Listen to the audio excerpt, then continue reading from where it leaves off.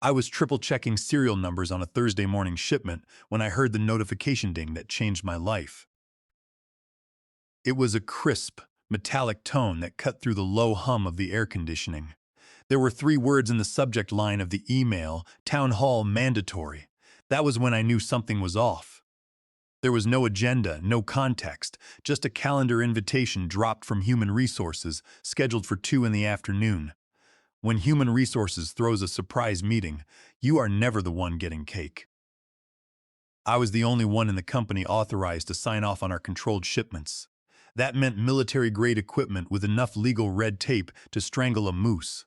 I did not get fancy bonuses or champagne Fridays, but I had something better: federal clearance and 6 years of clean audits.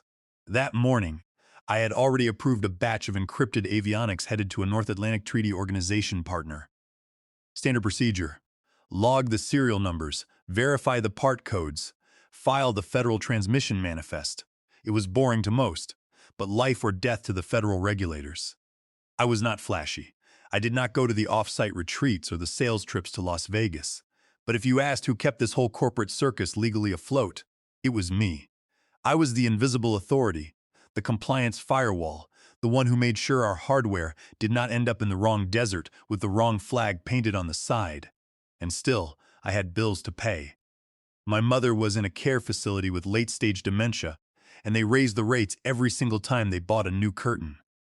That was why, once every calendar month, I consulted for a nonprofit organization that retrofitted technology for veterans with mobility impairments. It was totally legal, totally above board, and fully disclosed. I was not moonlighting for defense contractors. I was helping a paralyzed veteran fly a drone with his chin. The irony was that my whole job was about keeping other people out of jail, and that was exactly what they risked the moment they fired me. But I am getting ahead of myself. That morning, I was sipping office-brewed mud that dared to call itself coffee. My inbox was a battleground of federal acronyms, mostly from the Department of State and the Directorate of Defense Trade Controls. When I checked the shipment roster, everything cleared. All documents were uploaded to the federal portal. One more shipment was set for later that day. I felt calm. That quiet kind of calm that comes with knowing you are not flashy, not political, and not gunning for a chief executive officer title that comes with ulcers and lawsuits. I had one job: keep Aegis Dynamics compliant with federal rules. And I did it better than anyone in this building even understood. Most folks did not even understand the regulations. They just knew I had to approve their outgoing hardware shipments. I sat in a cubicle nestled between record archives and procurement. No one questioned me. No one noticed me. No one cared until they did. The new Human Resources Director, Brenda Cross, had started 3 months ago. She was a corporate transplant who liked buzzwords and hated process. I had clocked her from day one as someone who measured productivity in decibels and slide decks, not actual results.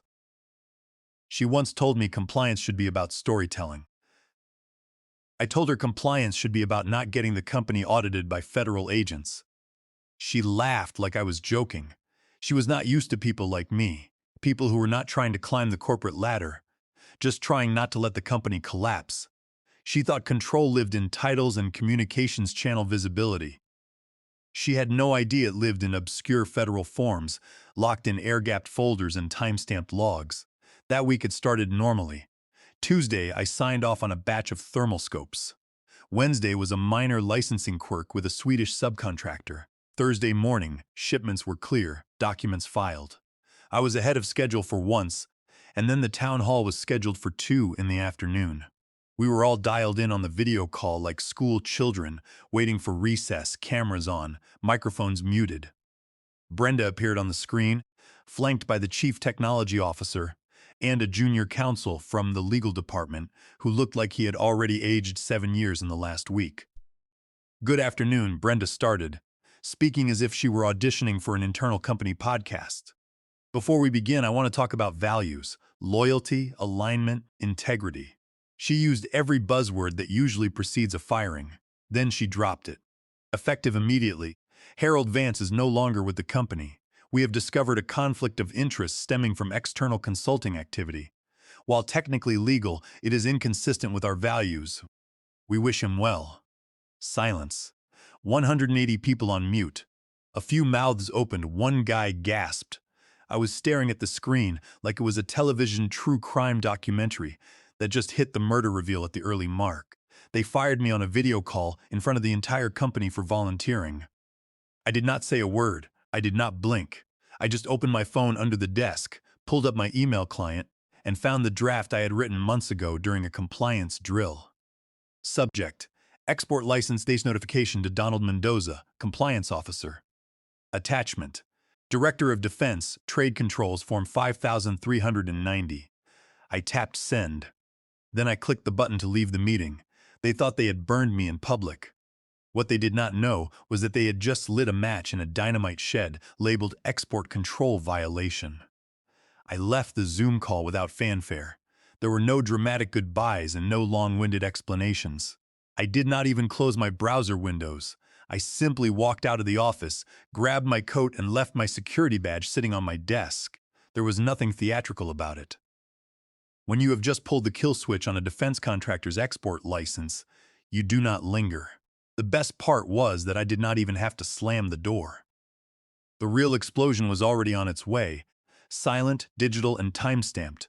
The parking lot was still half full when I walked out. The sun was bouncing off the hoods of the cars like nothing had changed. But for me, everything had. I did not cry, I did not scream, and I did not even call my family. I just sat in my car, hands on the wheel, engine off, and stared at the windshield.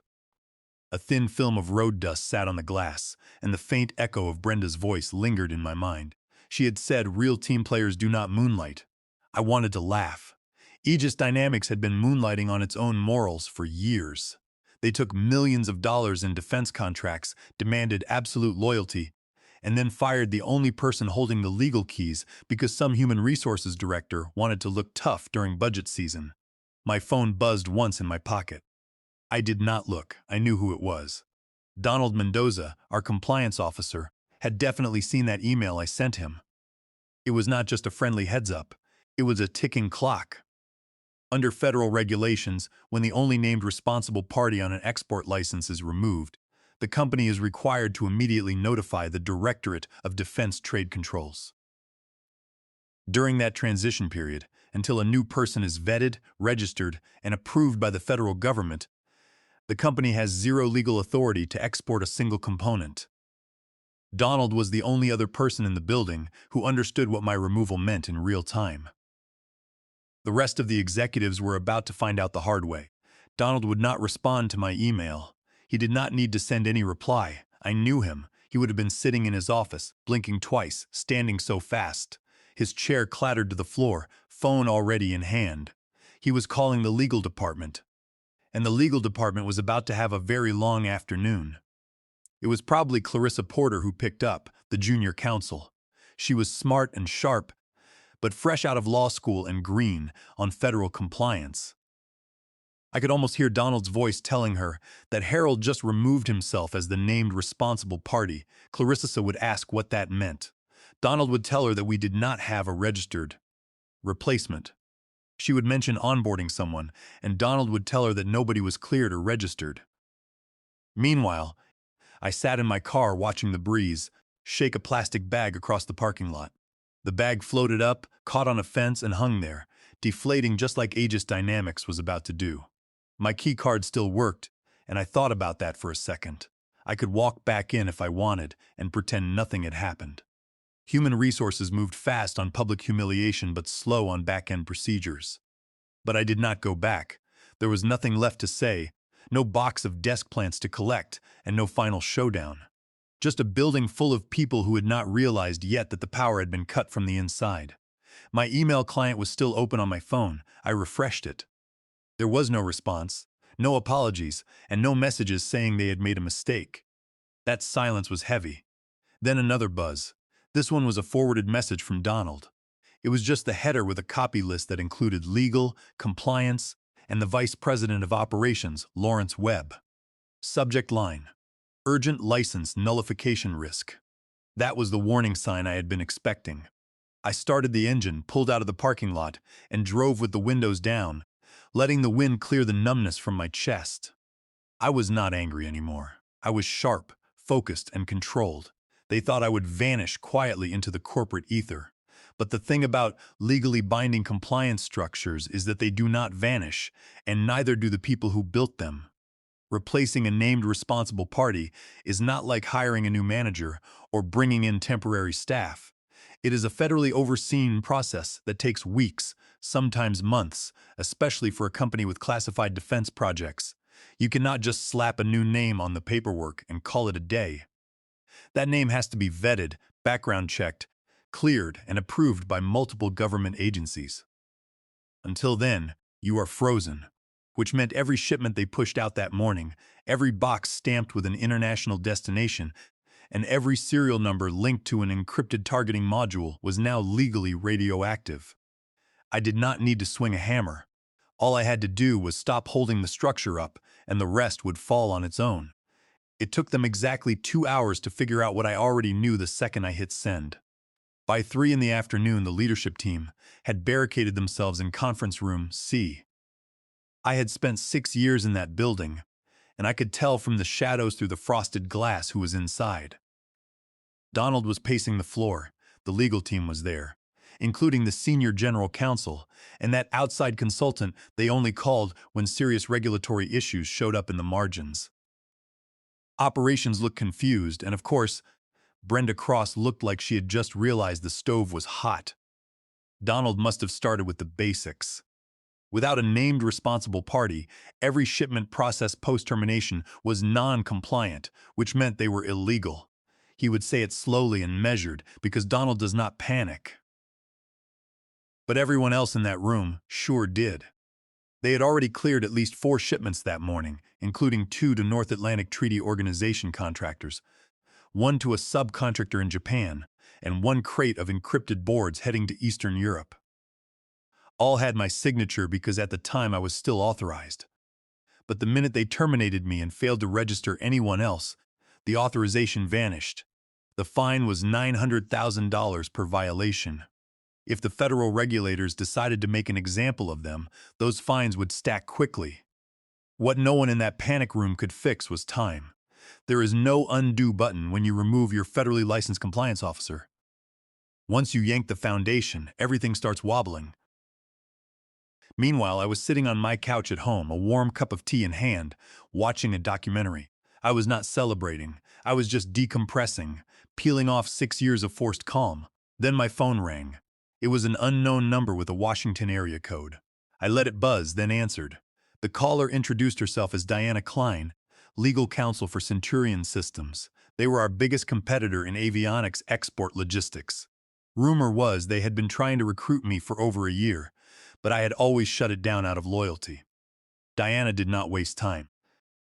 She said they understood I was no longer with Aegis Dynamics and wanted to discuss an opportunity to bring me on as their named responsible party. They offered a full relocation package, a significant signing bonus, and assumed the cost of the registration transfer. Their license portfolio was ready, and they had been waiting for a candidate with my specific clearance. I did not say yes immediately, but I did not say no either. I told her I would think about it, thanked her, and ended the call. I set the phone down and exhaled. Back at Aegis Dynamics, the disaster was unfolding. Legal was flipping through export manifests, scrambling to contact the freight teams. Compliance was pulling every file I had ever signed, trying to find some obscure clause they could use to patch the hole where my signature used to be. They would find nothing. There was no backup signer and no contingency plan. Brenda had cut me loose without consulting a single person in that chain. Now they were walking barefoot across a minefield I used to map out for them in weekly memos they never read.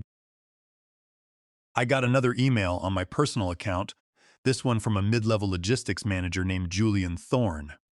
The subject line was simple. What is going on? There was no body text. I did not respond. This was not my storm to explain. They were the ones who had torn out the foundation and built a bonfire on top of the fuel line. By Monday morning, the ripple had become a rip tide. The company's internal channels went quiet, and urgent job postings for compliance analysts went live. The director of operations deleted his social media header about moving shipments fast. They were not moving fast anymore. The first domino fell when a major aerospace client sent a firm message asking for updated export license documents for the fourth quarter to reconcile vendor records. Before this, the process was simple. I would bundle the federal confirmations, renewal records, and signature logs into a neat document and send it. But this time there was no one to send it. Legal stalled, drafting a vague reply about pending system updates, which did not satisfy the client. These clients have compliance officers too, and they know the database does not lie. Donald Mendoza saw it all, tracking every excuse and delayed shipment in a spreadsheet. Meanwhile, Brenda was spinning the narrative, telling the executives they had a strong candidate pipeline and the interviews were progressing well. But she left out the part where none of them had active federal clearance. You do not just apply to be a named responsible party. Vetting takes weeks, and there are always questions. From my quiet home, I watched their house of glass buckle. Centurion Systems filed a change request in the Federal Registry to appoint me as their new responsible party. The update was public, and Aegis Dynamics was still scrambling to find someone clean enough to pass vetting. They thought they could fire me and keep moving, but the contracts were already following me out the door. The executive team was about to learn that compliance was not a checkbox, but the actual lifeblood of their business. The emergency meeting started at 8:30 the next morning. Donald Mendoza did not bother with a presentation.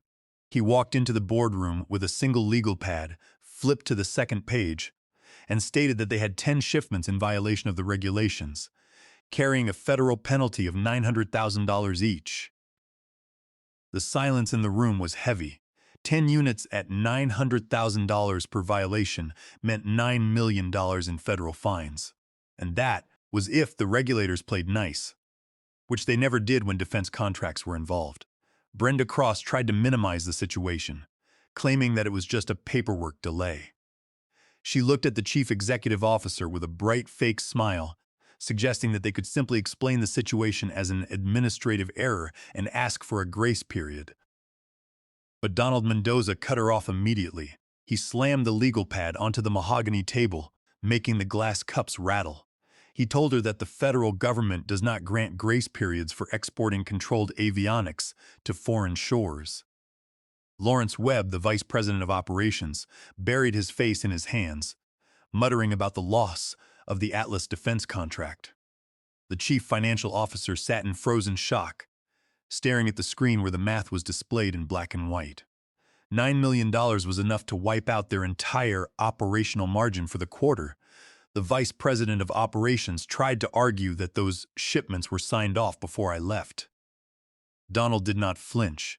He explained that only the first 3 were processed before my termination. The remaining 7 were processed after I was severed, making them unauthorized exports. The civil and criminal penalties applied to the company, and the feds did not care who pushed the button. They cared that the signature on file no longer existed. The chief executive officer, Donald Crawford, stood up. He had only spoken to me twice in 6 years. Now I had his full attention. He asked what they needed to do to reinstate me. Donald Mendoza looked up from his pad and explained that they could not do that easily. He cited Section 22 of the Code of Federal Regulations, explaining that Aegis Dynamics was now in flagrant violation of national security laws. The Directorate of Defense Trade Controls does not tolerate unregistered exports, and the penalties could include the complete revocation of their defense manufacturing license. If that happened, Aegis Dynamics would be banned from bidding on any federal contracts for the next 7 years. The company would be functionally dead. Clarissa Porter, the junior counsel, was frantically flipping through a stack of compliance binders, her fingers shaking as she looked for a loophole. She suggested retroactively designating Donald Mendoza himself as the responsible party. But Donald refused instantly. He stated that he would not sign his name to documents that were backdated, which would constitute a federal felony.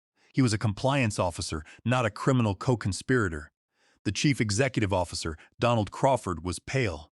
He realized that Brenda's rash decision to fire me in front of the entire company had put the entire enterprise at risk of insolvency. Meanwhile, my phone was buzzing on my kitchen counter. It was a blocked number and I let it go to voicemail. Then a different number called, and I still did not answer. By the time the fourth call came in, I had turned the phone face down and opened a book. The calls would not change the facts. They were about cleaning up the mess Brenda had made by yanking out the cornerstone of the compliance framework. I did not owe them a rescue mission. I was never a hero. I was just a firewall, a very quiet and very tired firewall. And they had kicked me out without asking what I was holding back. Back in the meeting room, legal suggested retroactively assigning someone else as the responsible party.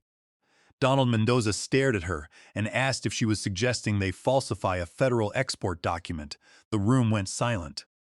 The chief financial officer asked if there was an emergency mechanism like interim authorization. Donald Mendoza explained that such an option was only available if they had pre-approved succession plans. But I was listed as the sole responsible party. Someone suggested hiring an outside contractor, but Donald explained that transfers and background checks still take weeks. Vetting, fingerprint cards, and security clearances cannot be expedited by corporate panic. While they flipped through organizational charts, trying to find a replacement, I made lunch. I ate a sandwich slowly, knowing there was no one in that building who could plug the hole. I had been the last line of defense because no one else wanted the administrative burden. They liked the revenue from the export licenses, but none of them wanted the personal legal responsibility that came with signing them. And now that responsibility had teeth.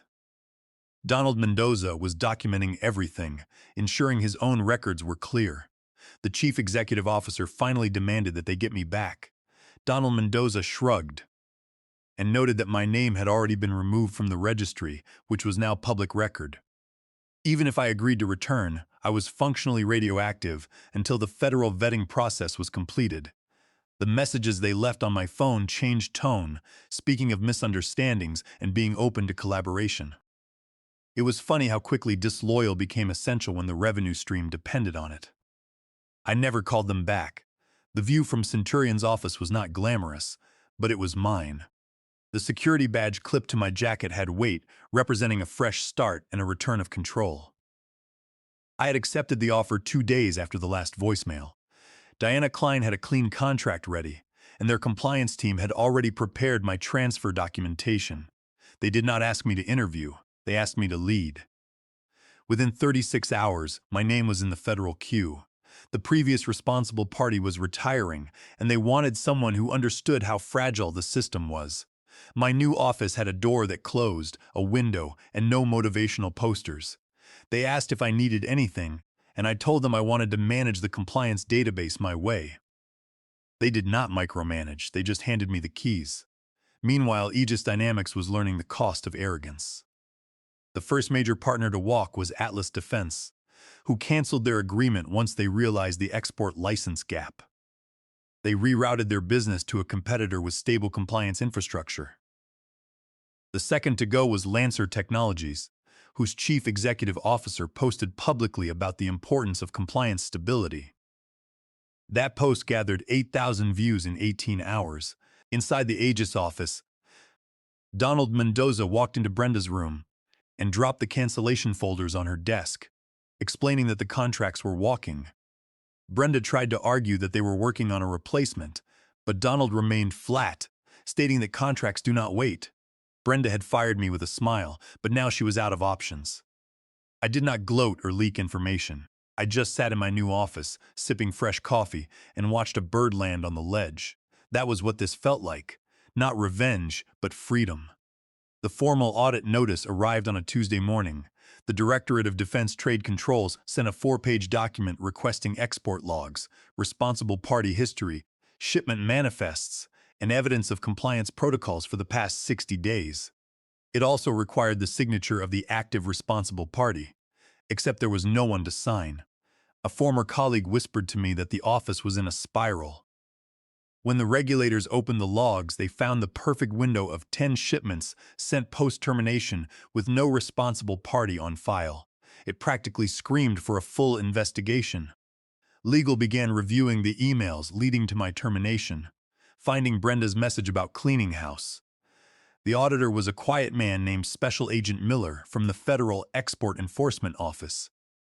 Special Agent Miller did not wear a uniform, just a dark suit and a silver badge that he placed on the table. He spent 3 days in the office, reviewing every single shipment log. He checked the timestamps of when the packages left the warehouse and compared them to the exact hour and minute of my termination Zoom call. He found that the cargo left the loading dock hours after my name was removed from the registry. He was meticulous, polite, and completely unyielding.